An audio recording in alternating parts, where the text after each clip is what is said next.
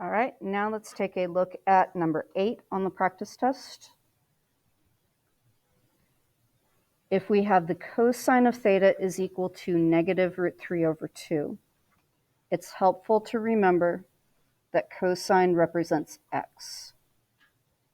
So we're looking at when do the x coordinates equal negative root 3 over 2. I go over to my unit circle.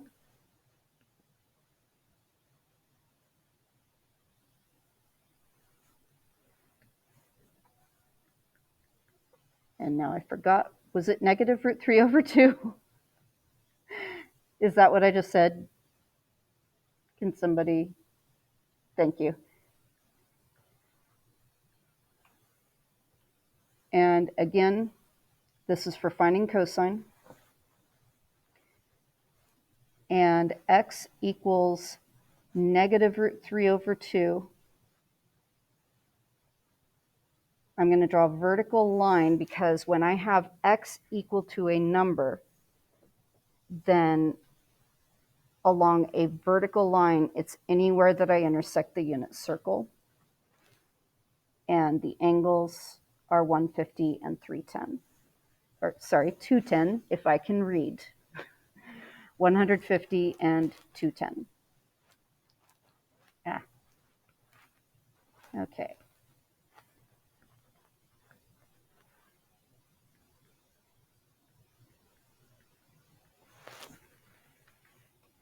Tangent is always harder this way. Tangent is the y divided by the x. And tangent can be drawn as a line through the origin.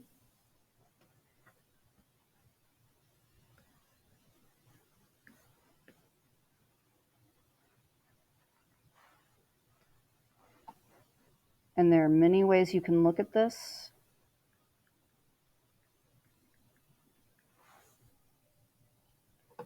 You're looking for points where if you divide y over x, you get negative 1. If you look at this ordered pair, if I divide y over x, I'm going to get negative 1. And tangent always has directly opposite the unit circle the other pair of if I do y divided by x, I will also get negative 1. And that also takes me through a line with a slope of negative 1. And my answers are 135 degrees and 315 degrees.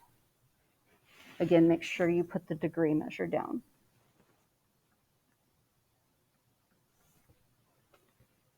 Now for cotangent.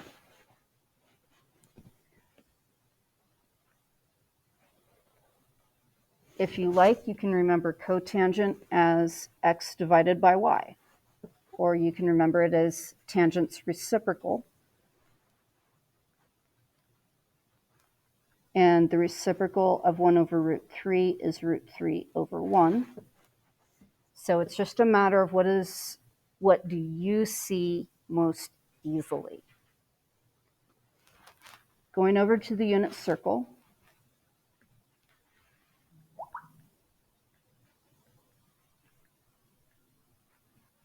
you're going to see it as one of these two.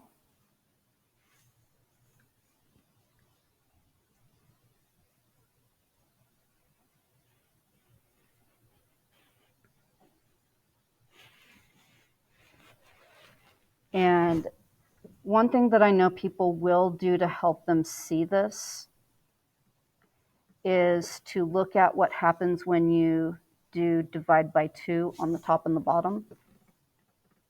And if you remember that this is the x over y, if you're looking at cotangent, it's x over y.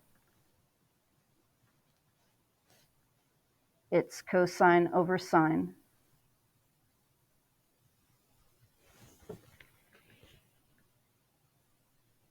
And so you're looking for when your x is 1/2 and your y is root 3 over 2. When your x is 1/2 and your y is root 3 over 2.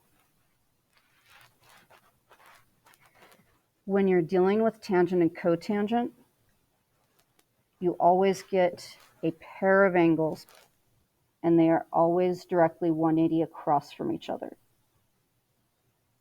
If you look at this pair as x divided by y,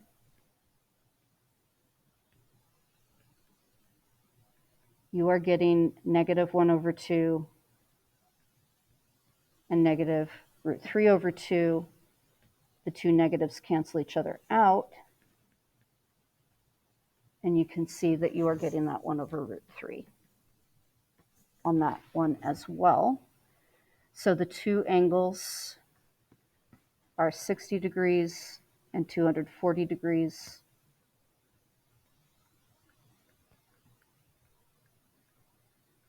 For me personally, I like to just go straight to reciprocate cotangent and then think about slope.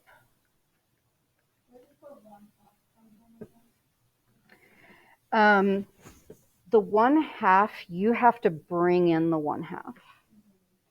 And so if you're looking at it as cotangent equals the 1 over root 3,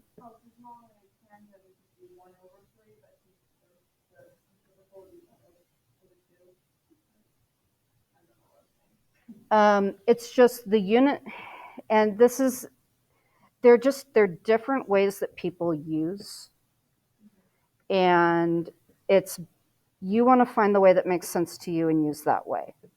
And I'm trying to show you like a lot of different ways you could do it.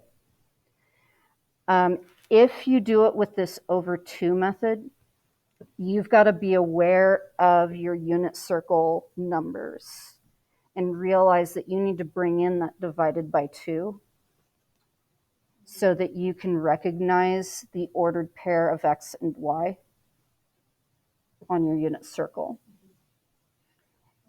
And it just depends on how you approach it. And I have found people just have different ways. And it's the way that clicks with you that you want to use. For me, what I find easiest to work with is I can always reciprocate to tangent. And tangent and slope are one and the same. So if I have a positive slope and it's root 3 is steeper than 1. This is the only slope that is for a line that is positive sloped and steeper than the 1 slope.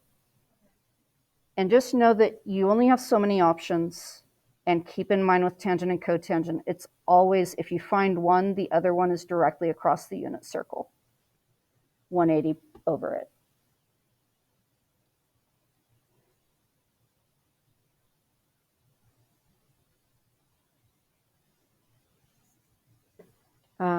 Okay, so with the using plus 360n, that's if you are asked for all solutions. This one asks you to just solve for theta between 0 and 360. If you are asked for all solutions, then you do the plus 360n on the end of them. So just when you're taking the test, make sure you read the directions. If you need clarification, I'll clarify for you while you're taking the test. Now let's take a quick look at secant and cosecant here. If you remember them as the reciprocals, secant's reciprocal is cosine.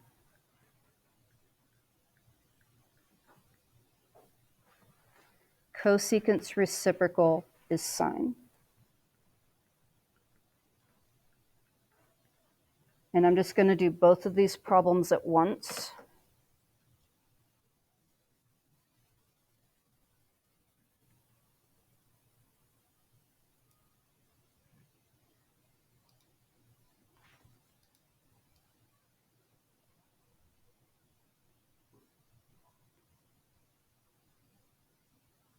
Just trying to erase everything out of the way.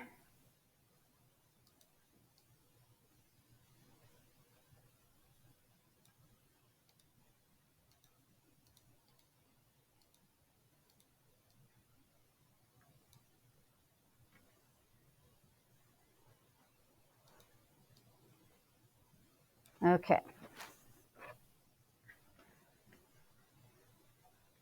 So for this one,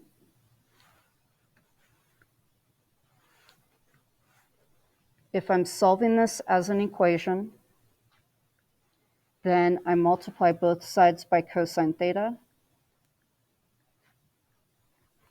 and then I divide both sides by root 2.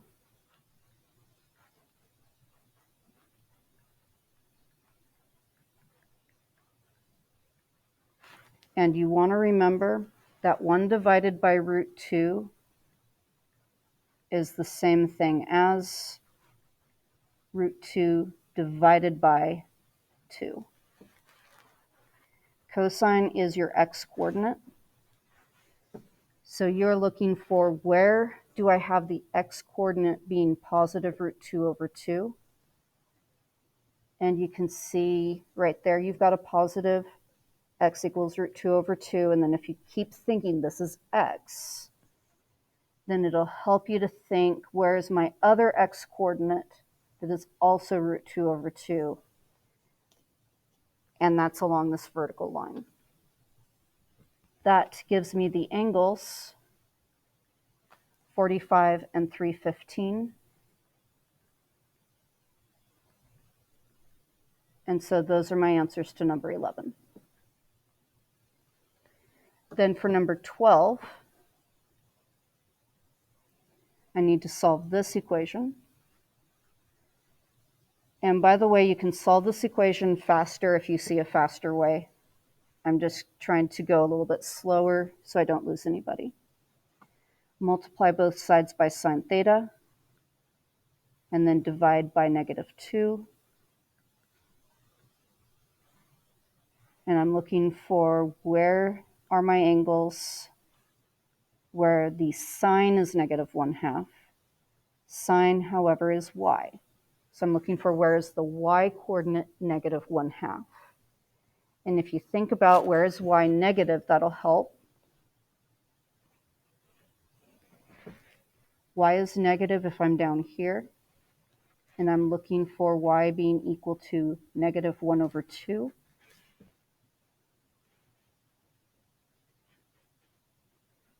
And when you're looking for places where the y is a certain number, you draw a horizontal line.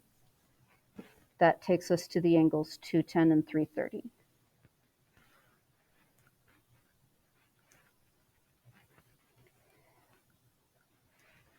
So know that with these problems, however you go about them, you go about them. You just need to get to a correct answer, and I'll have a place for you to type in that correct answer. And you may not need to show work for these particular types of problems.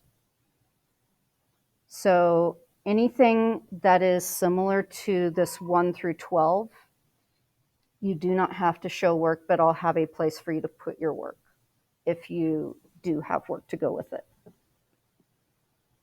But it won't be required to show your work on problems like this. This is just straight up unit circle. Now, these types of problems where you're finding, you're given one trig function,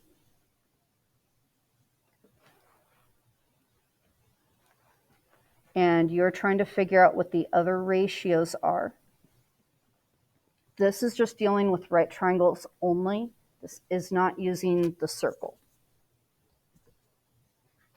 So what you want to do is show me that you remember things like sine is equal to what side over what side when it comes to opposites and adjacents and hypotenuses. Sine is equal to what over what?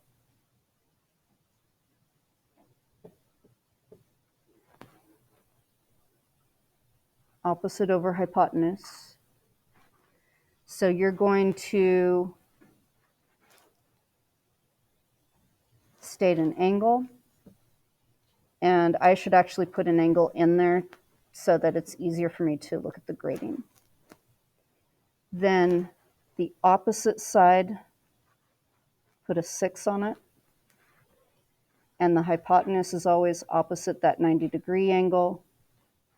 Put a 25 on the hypotenuse. And then you need to find this third side using Pythagorean Theorem. I'm just going to put an X on there for find X. And the Pythagorean Theorem is leg squared plus leg squared equals hypotenuse squared. You'll have a calculator available.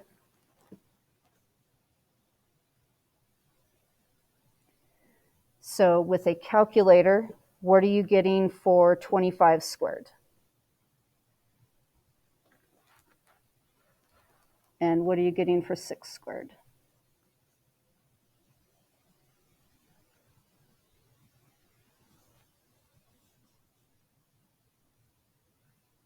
And does anyone want to tell me what they got for that? You can use a calculator.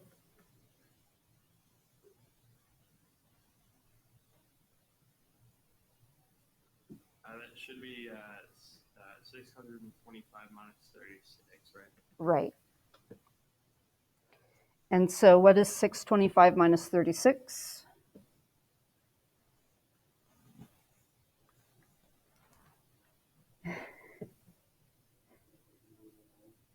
I couldn't hear you. Thank you.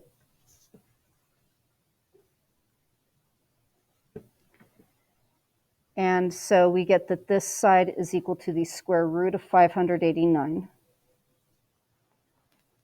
And you can leave it as the square root of 589. If you end up square rooting it, you can write the decimal number either way. And now I'm going to write that down. Once you know all 3 sides of your triangle, you are able to determine all of your trig functions. Oh, I just realized this said, I did say the angle here, didn't I? Angle A.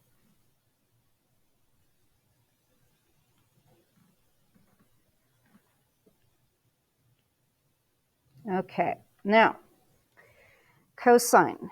Cosine is what side over what side? Something over hypotenuse, right? Adjacent over hypotenuse. The adjacent side is the leg that helps to make the angle.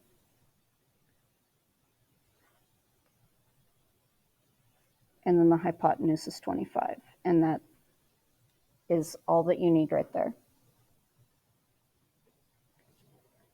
Then tangent is what side over what side?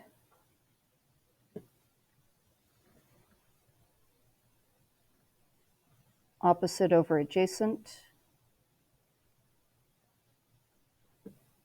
Opposite is 6. Adjacent is root 589. And you can leave your answer just like that.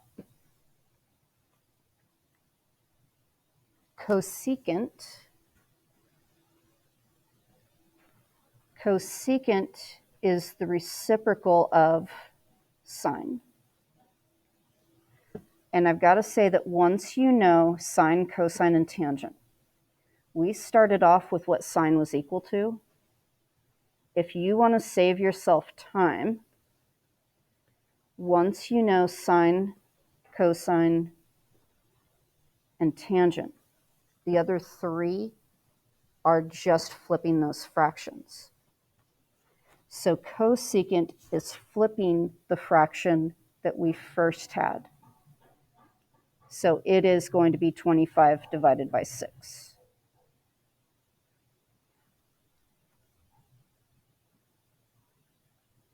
Secant is going to take the fraction of cosine's answer and just flip it around. You're reciprocating the fraction, so the numerator and denominator swap positions. Oops. 589. And then cotangent, look at what tangent is and reciprocate that.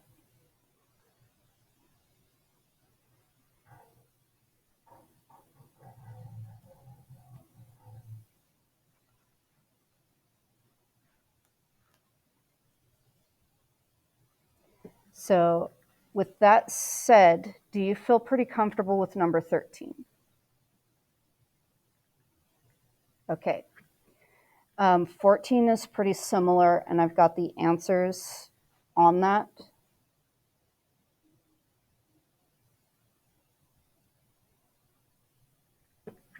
And just to remind you, you will be able to access notes. Cosecant is 1 over sine. Sine is going to give you opposite over hypotenuse, so we've got hypotenuse over opposite. Hypotenuse over opposite. And from there, it's pretty similar to what I just did.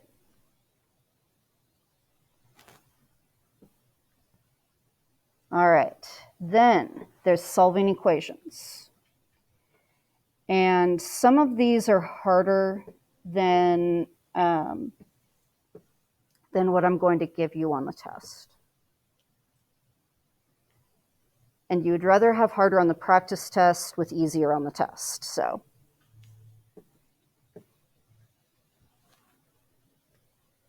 for number 15, what you want to see is if you let C represent cosine temporarily, you could rewrite this as 2c squared minus c minus 1, and you will have an easier time factoring that.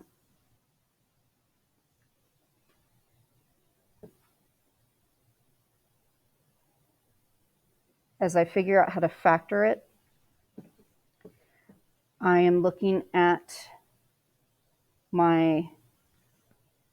these two numbers multiplying 2 times -1, and my middle coefficient, -1.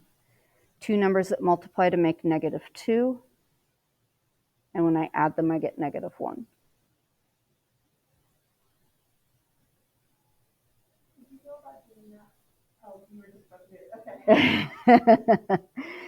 So, as I look at factoring it, I've got my leading coefficient goes in the upper left corner.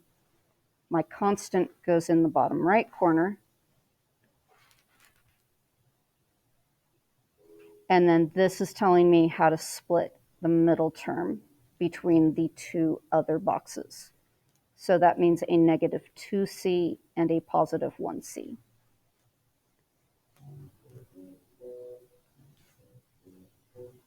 Then, for this spot, I want to look at, are there numbers that will divide both the 2 and the -2? And the variable c will divide both the c squared and the c. Then if this works out, everything's going to fall into place. This box has to be whatever I multiply 2c by to get the 2c squared. This box has to be whatever I multiply 2c by to get the -2c. And for this box, it has to be whatever I multiply c by to get c. -1 times 1 is -1, and it works out. So I've got my factoring.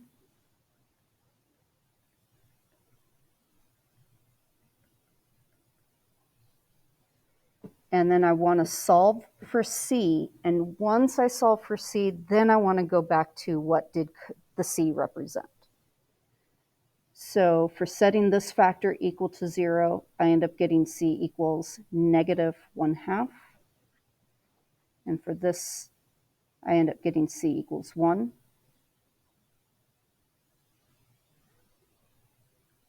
And because C was representing cosine, I'm now that was all algebra. Now I'm going to my trig, and I'm trying to find out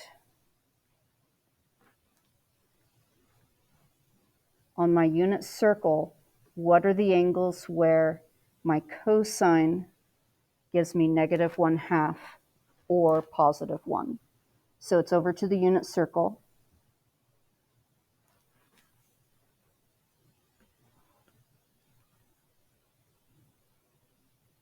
Cosine is looking at x coordinates.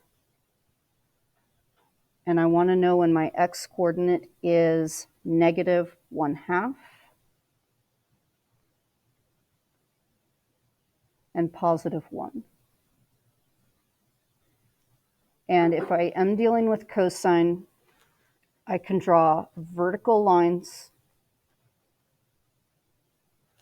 for those x values of -1/2 and 1, and I can see that there are 3 angles: 0 degrees, 120 degrees, and 240 degrees.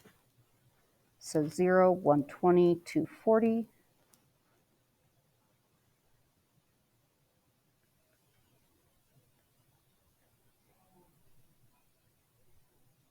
And those are my only angles.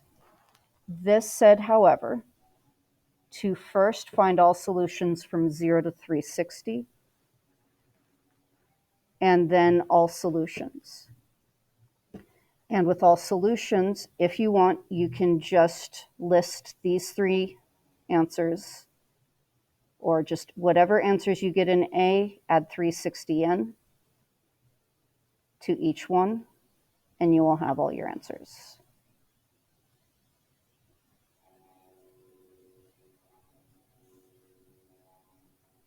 And I know that's a lot of work right there.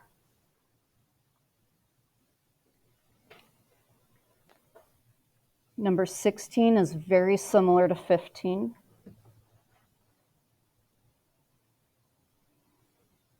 And I also believe I have, did I write the simplified version? I did not write the simplified version in these. So just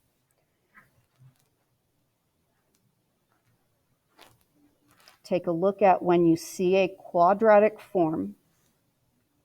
So you see a cosine squared and a cosine, or you see a sine squared and a sine.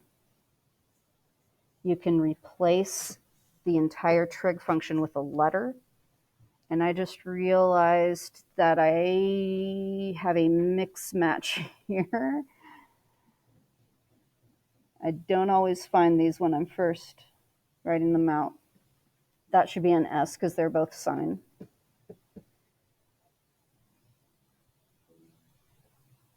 And then for that one, that gets me to 3 angles as well. What I'm going to do now is say that that problem is extremely similar. And let's take a look at 17. Okay. You know what? It's absolutely fine. Because that is, 15 and 16 are both extremely hard problems. So what I can do is let sine x be represented by an S.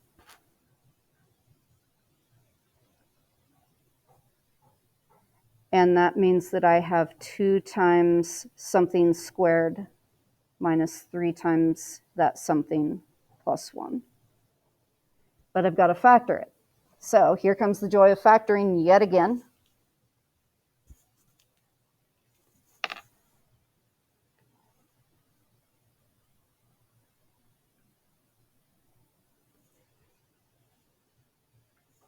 Two times 1 and the middle coefficient. I need two numbers that multiply to make positive 2, but when I add them, I get negative 3.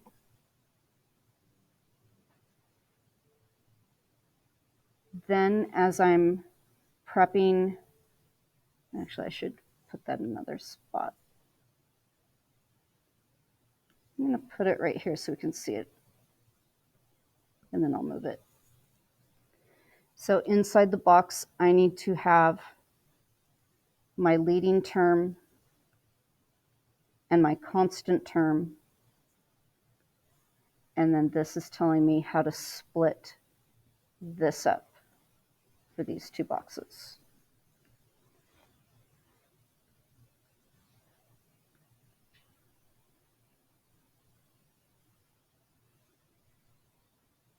Negative 2s and negative 1s. And if I start here, then I can divide both of these by 2, and I can also divide both of these boxes by s. If this is 2s, then this has to be s to multiply to 2s squared. This has to be negative 1, so that I multiply to 2s and I get negative 2s. This has to be negative 1, so that I multiply s by it to get negative s, and then negative 1 times negative 1 gives me positive 1. So I've got my factoring.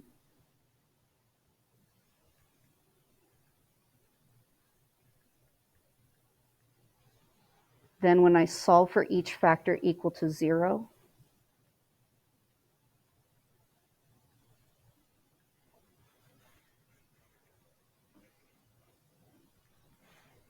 and now I want to remember what s represented. S represented sine x.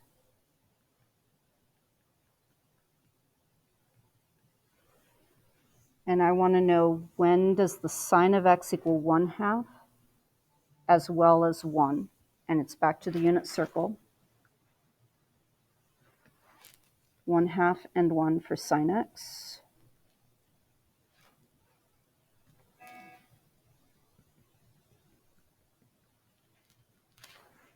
And then I want to try and remember where to find that. Sine is looking at the actual y coordinates of points. So I'm looking for y coordinates of 1/2. Was it 1/2 or negative 1/2? All of a sudden I'm guessing. Yes.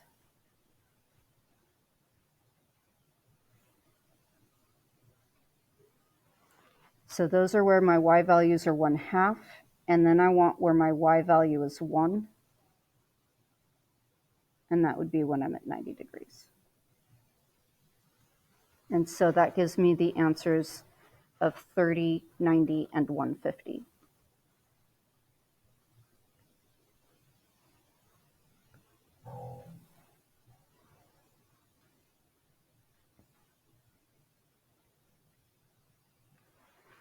This is the answer to part A, where A asked, what are the solutions just between 0 and 360?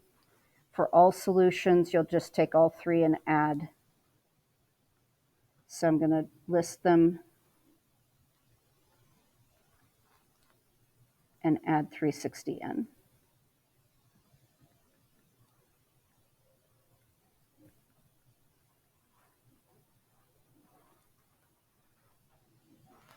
To each of them. How are you doing so far with remembering all of this?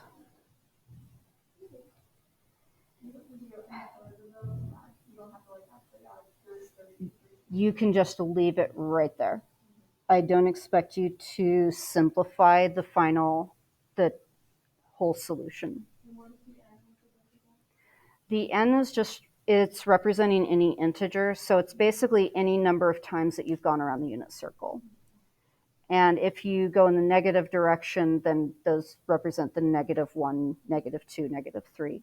So it allows you to plug in any nice integer number and get a solution.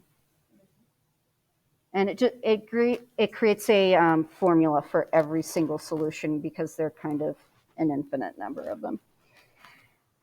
Okay, looking at the time we are at right now, and we have not touched on graphs. And, you know, maybe it works better with AP tests as well. And I was actually not sure if we were going to get through this. So let's make the test push back another day to Wednesday. And if you're AP testing on Wednesday, then you're not here, so meh. So that'll be less that you miss then. And that's just good for you. Because that means we won't start the next unit until Thursday. I will, if you need to take the test tomorrow for AP testing, I will open it up for you. Yeah, I can do that. I think for most people it'd be better if I go over this a little bit more first. So if you do end up, if you need to take the test tomorrow due to AP testing and that's going to fit with you better, you'll come to class, let me know. And what I'll do is I'll open it up for just you or the people who say they need it. And then if you're online, you'll leave the meet at that point. Yeah. Yeah, there are different options depending on where you're at. If you feel like you need to get it done before you go into the AP exams, I can open it up for you tomorrow. If you need to finish the AP exams and then look at it, then I will open it up for you when you're done with those AP exams. And yeah.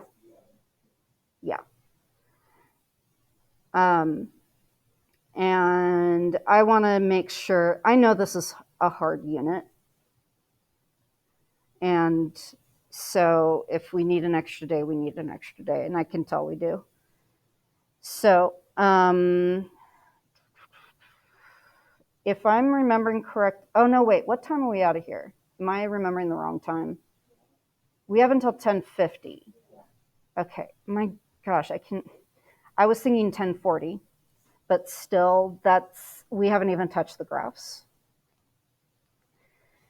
So what I think I'll do is I can talk through some more of these tomorrow, and let's take a quick look at some of these graphs and make sure that you're comfortable with the graphs. Okay.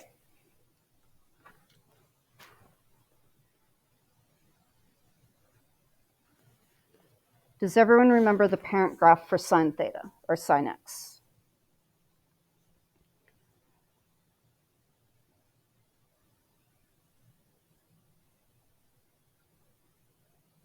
I'm just going to lightly draw that. Now this is asking for 2 cycles. That's 1 cycle. So I'm going to draw a second cycle. So right here at 360 is like being right here at 0. From there, I'm going to go up, midline, bottom, midline.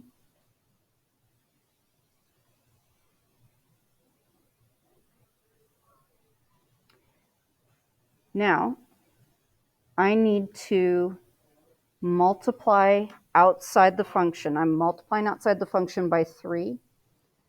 That's going to take the current y values and multiply them by 3. Battle of the Bands is about to get started. So positive 1 times 3, negative 1 times 3,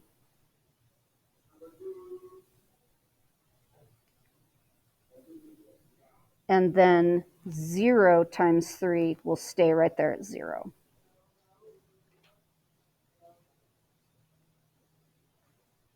And right now I'm just drawing 3 sine x minus 1.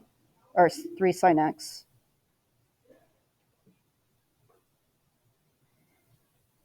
If I now do the -1, I actually didn't give you enough grid for that. Every point is moving down 1 unit. So down 1 unit, down 1 unit.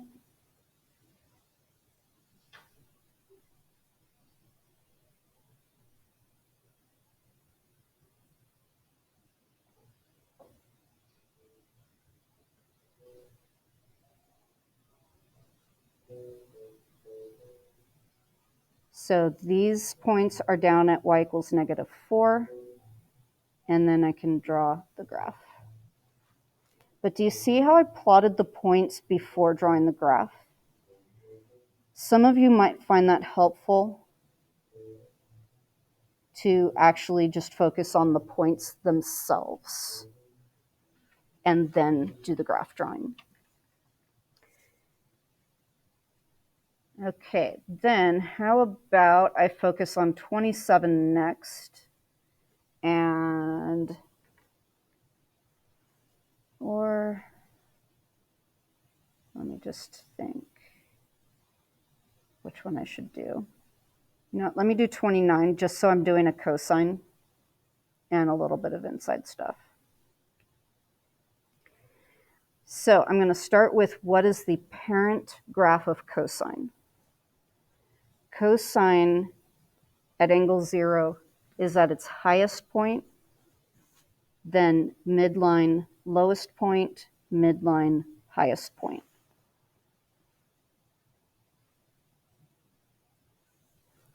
I want to draw 2 cycles. So right here at 360 is just like being right here at 0, where I'm at my top highest point. I'm going to next go midline lowest point, midline highest point, and draw that again.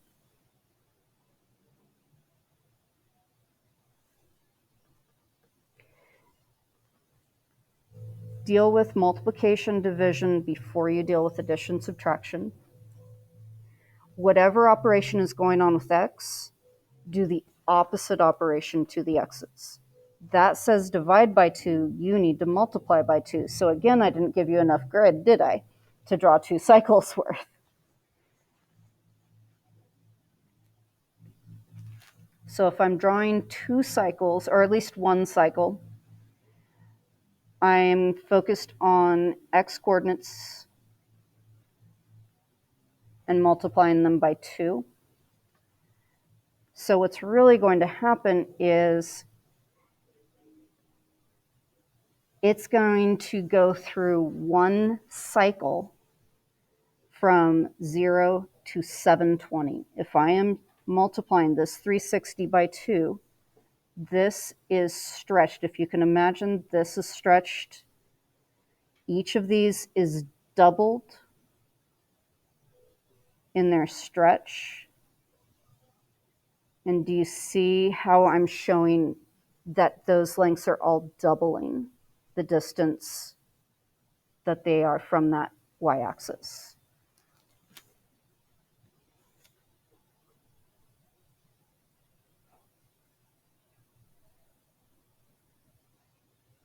But 0 doubled is still 0.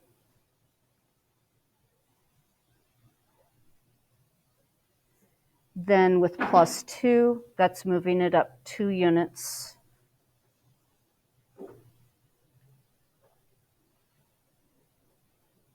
So I'm looking at the green graph and moving up 2 units for each point.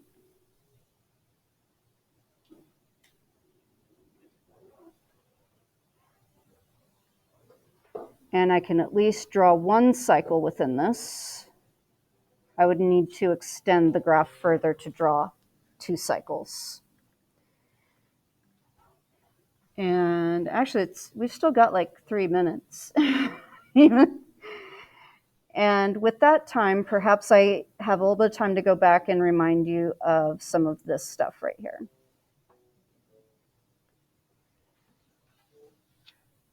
This is asking you to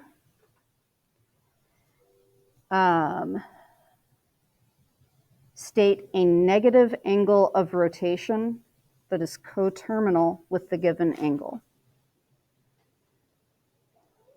You're going to find coterminal angles if you add or subtract 360. So I'm going to get negative numbers if I take 75 and I subtract 360. And you do have your calculators available, so what does that give you? When you take 75 minus 360.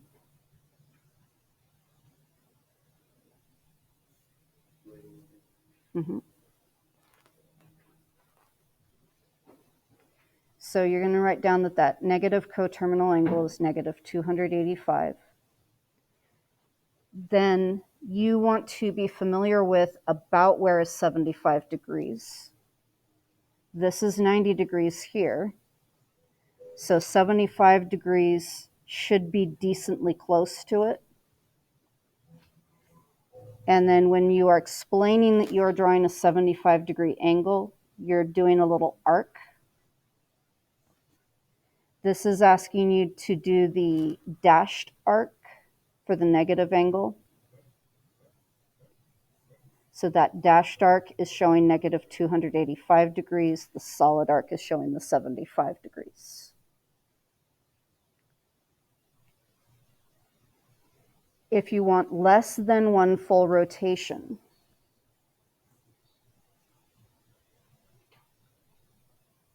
and come up with a coterminal angle that is less than one full rotation, then it's between 0 and 360. I'm going to find that if I subtract 360. When I subtract 360, I get